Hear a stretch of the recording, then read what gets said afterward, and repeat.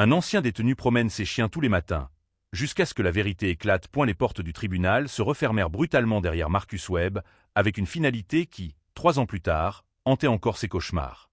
Aujourd'hui, à 42 ans, il arpente les rues tranquilles de Riverside tous les matins à 6 heures précises, accompagné de 5 caniches blancs immaculés trottinant élégamment à ses côtés, tel un petit cortège de nuages. Les voisins chuchotaient derrière leurs rideaux.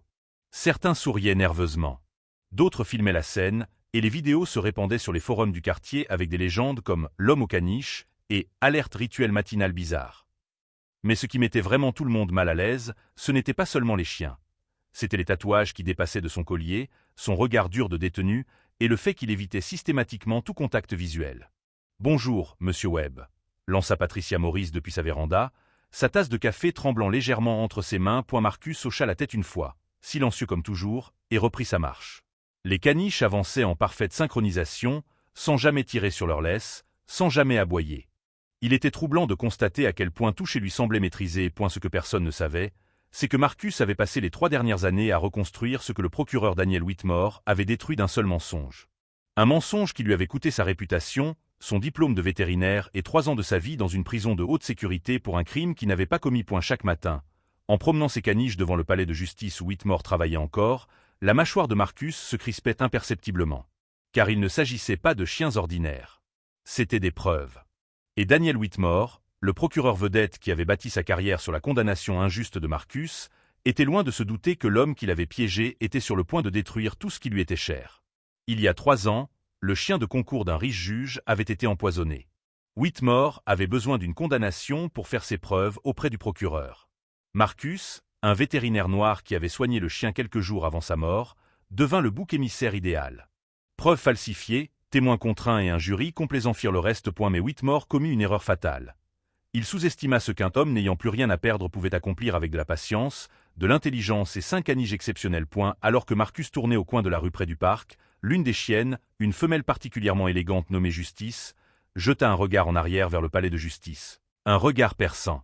Si quelqu'un avait été attentif, il aurait peut-être remarqué la petite caméra dissimulée dans son collier, qui enregistrait tout. Si cette histoire de patience et de justice calculée vous plaît, n'oubliez pas de vous abonner à la chaîne, car ce que Marcus s'apprête à révéler vous laissera sans voix. La prison avait appris beaucoup de choses à Marcus, mais la patience était la leçon la plus précieuse.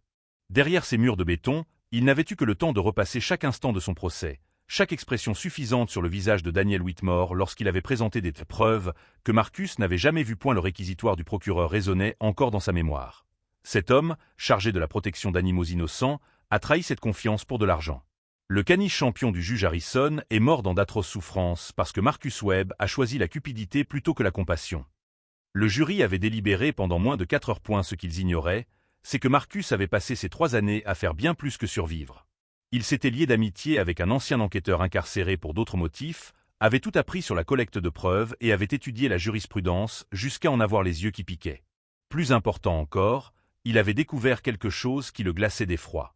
Le chien du juge Harrison n'était pas le premier. 2 ans avant la condamnation de Marcus, une autre vétérinaire, le docteur Sarah Chen, avait été accusée de négligence similaire concernant l'un des clients de Whitmore. Elle avait perdu son droit d'exercer, mais avait évité la prison grâce à une négociation de peine. 6 mois auparavant, un propriétaire de chenil nommé James Rodriguez avait fait face à des accusations identiques.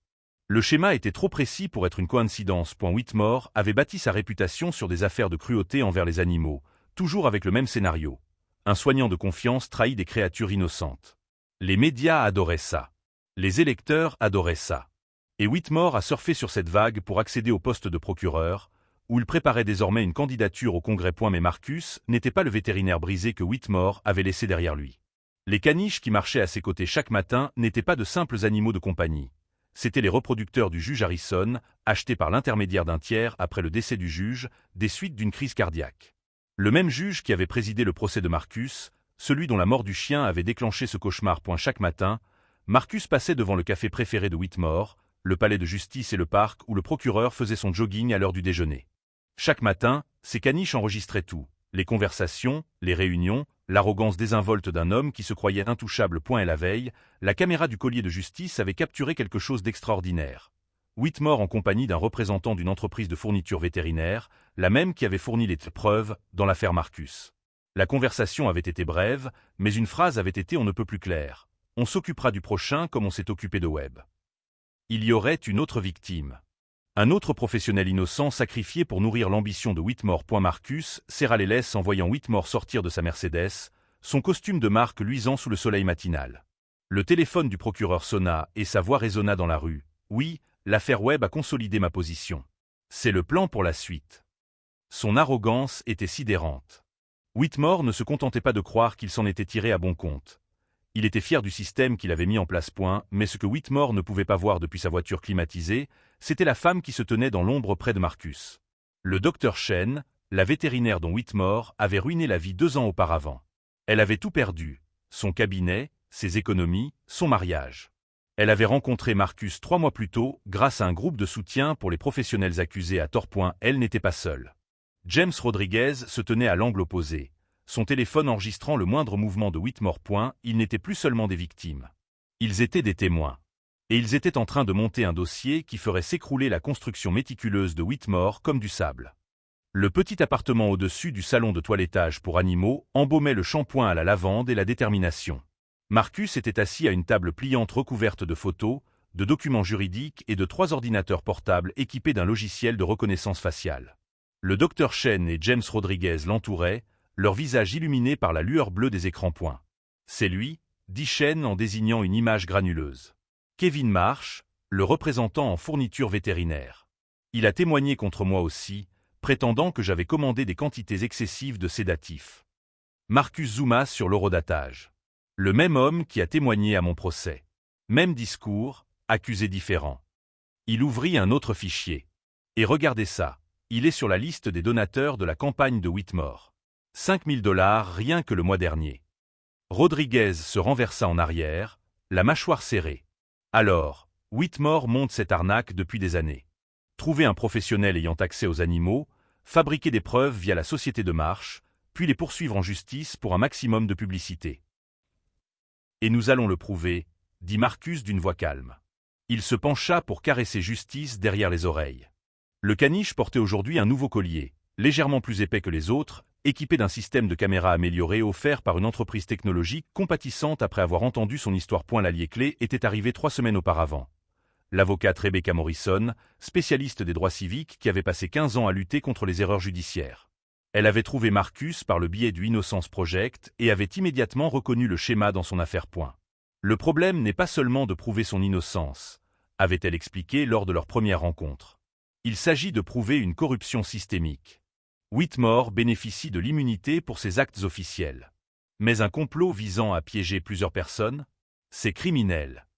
La voix de Rebecca crépita alors dans le haut-parleur de son ordinateur portable, depuis son bureau du centre-ville. Les images que vous avez recueillies sont accablantes, mais il nous faut un élément qui relie directement Whitmore à de fausses preuves. Quelque chose qui prouve son intention. Marcus a visionné les enregistrements du matin. Regardez ça. La vidéo montrait Whitmore devant le palais de justice, le téléphone collé à l'oreille. Sa voix était claire. Trouvez-moi une autre affaire. Quelque chose d'émotionnel, un animal mort, un maître dévasté. Le public en raffole à chaque fois. Et assurez-vous que l'accusé corresponde au profil. Il nous faut quelqu'un qui ait l'air coupable.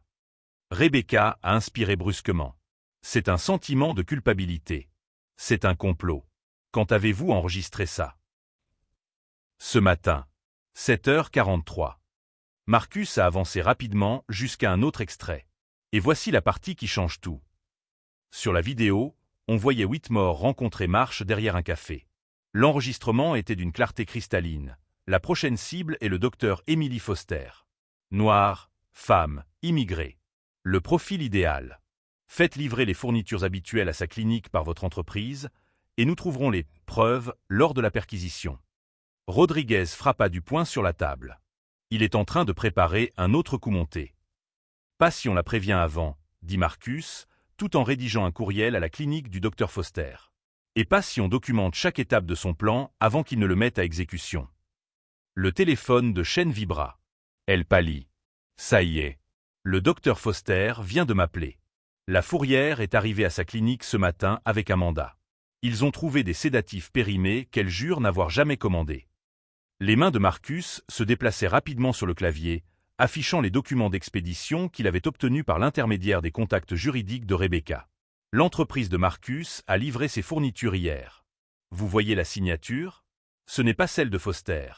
L'écriture ne correspond pas à ces registres. On l'a, s'écria Rebecca, la voix tremblante d'excitation. Marcus, demain matin, promène les chiens devant son bureau. Qu'il te voie. Qu'il te prenne pour un autre ancien détenu brisé, qui fait semblant de se battre. Marcus sourit, froid et calculateur. Parce qu'il n'a aucune idée de ce qui l'attend. Dehors, les lumières de la ville scintillaient comme des étoiles lointaines. Whitmore préparait sa prochaine affaire, rédigeant le communiqué de presse qui allait détruire la vie d'un autre innocent. Il enverrait les fleurs habituelles au propriétaire d'animal en deuil, tiendrait la conférence de presse habituelle, prononcerait le discours moralisateur habituel sur la justice. Mais cette fois, la justice n'était pas de son côté.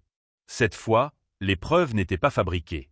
Et cette fois, l'homme qu'il avait détruit 3 ans plus tôt allait lui rendre l'appareil, et de façon spectaculaire. La conférence de presse était prévue à 10 heures. Daniel Whitmore se tenait devant un mur de caméra, son expression oscillant parfaitement entre une colère justifiée et une compassion sincère. Le docteur Emily Foster était assise sur le banc des accusés, les mains tremblantes, sa carrière sur le point d'être anéantie. Aujourd'hui, nous accusons le docteur Foster de négligence criminelle ayant entraîné la mort du chien de thérapie bien-aimé de Madame Patterson, commença Whitmore, sa voix empreinte d'une sincérité calculée. Ce schéma de négligence vétérinaire doit. Les portes du palais de justice s'ouvrirent brusquement. Marcus Webb entra. 5 caniches blancs à ses côtés, leur laisse fermement tenue par ses mains marquées de cicatrices. Derrière lui arrivaient le docteur Chen, James Rodriguez et l'avocate Rebecca Morrison, portant 3 boîtes d'archives remplies de preuves. Le visage de Whitmore se décomposa. C'est une procédure à huis clos. Sécurité. En fait, la voix de Rebecca trancha la salle comme une lame. Il s'agit d'une conférence de presse publique concernant une affaire d'accusation publique. Et nous avons des preuves que le public doit voir. Elle ouvrit son ordinateur portable et projeta l'image sur l'écran derrière Whitmore. La vidéo commença, sa conversation avec Kevin Marsh, un son d'une clarté cristalline, évoquant leur arrangement habituel. La planification du coup monté contre Foster. L'aveu que l'affaire Marcus était le modèle. La salle explosa. Les journalistes crièrent des questions. Les caméras passèrent de Whitmore à l'écran et inversement. C'est hors contexte, balbutia Whitmore, la voix brisée. L'assurance qu'il avait portée à travers des dizaines de procès s'évapora comme le brouillard du matin. Alors, remettons les choses dans leur contexte, dit Marcus d'une voix calme et froide. Il fit un signe de tête à Chen, qui sortit un épais classeur. Pièce à conviction A. Les documents d'expédition de la société Marsh attestant des livraisons non autorisées à ma clinique, au cabinet du docteur Chen, à l'élevage de Rodriguez et, hier, au cabinet du docteur Foster. Toutes ces livraisons ont été effectuées dans les 48 heures précédant le début de votre enquête. Pièce à conviction B. Les documents financiers prouvant des versements de la société Marsh à votre fonds de campagne pour un montant total de 47 000 $ sur 3 ans. Pièce à conviction C. Les SMS échangés entre vous et Marsh concernant les cibles et la stratégie à adopter dans certaines affaires. Chaque élément de preuve fut un coup de massue. Le visage de Whitmore passa du pâle au rouge, des gouttes de sueur perlant sur son front. Vous ne pouvez pas prouver. Nous pouvons tout prouver, l'interrompit Rebecca. Elle brandit son téléphone. Et dans 5 minutes, ces preuves seront transmises au barreau, au procureur général et au FBI. Votre immunité de procureur ne couvre pas le complot en vue de commettre une fraude et la violation des droits civiques sous couvert de la loi. Les caniches étaient assis en formation parfaite autour de Marcus, leurs caméras continuant d'enregistrer chaque instant de l'effondrement de Whitmore. Justice, la chienne de tête, inclina la tête comme si une autre forme de justice s'était enfin manifestée. Un journaliste cria. « Monsieur Whitmore, combien d'innocents avez-vous piégé ?» Un autre. « Saviez-vous que Marcus Webb était innocent lorsque vous l'avez poursuivi ?» L'avocat de Whitmore lui saisit le bras, murmurant avec urgence, mais Whitmore se dégagea brusquement. 3 années d'arrogance, de se croire intouchable, s'étaient effondrées en un instant de panique. Je faisais mon travail. Cria-t-il. Ces gens étaient suspects. Suspects de quoi? Marcus s'avança, sa voix perçant le chaos. D'être noir? De gérer des petites entreprises? D'avoir accès à des clients fortunés que vous vouliez impressionner? Un silence de mort s'installa dans la salle. Tu n'as pas seulement détruit ma carrière, Daniel. Tu m'as volé 3 ans de ma vie. Tu as fait croire à ma fille que son père était un criminel. Tu m'as tout pris pour servir ton ambition. Marcus serra les laisses. Mais contrairement à toi, je n'ai pas fabriqué de preuves. Je n'ai pas menti. J'ai simplement rapporté la vérité. Le téléphone de Whitmore vibra sans cesse. Les messages affluèrent. Des collègues prenaient leur distance, des donateurs exigeaient des remboursements, des responsables du parti réclamaient sa démission immédiate de la course au Congrès. C'est fini, dit Rebecca d'une voix calme.